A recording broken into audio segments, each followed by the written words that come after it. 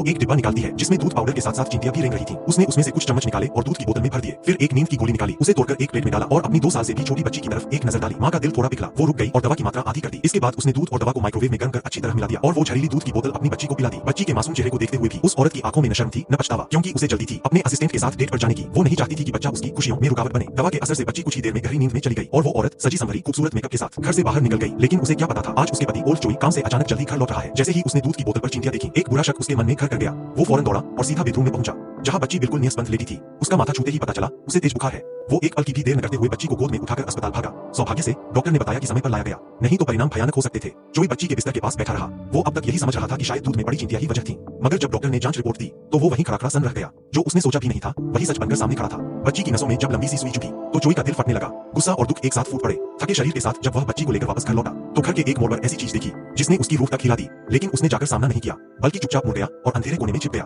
और उसी पल उसके भीतर एक अंधकार में विचार जन्म ले चुका था। आगे जो हुआ उसकी एक एक चाल को देखकर मैं भी हैरान रह गया। उसकी बुद्धिमानी के आगे मैं भी नतमस्तक हो गया। कहानी यही खत्म नहीं होती, क्योंकि यह सब शुरू हुआ था उस दिन से जब कोरिया की आर्थिक मंदी ने जोई से उसकी नौकरी छीनी।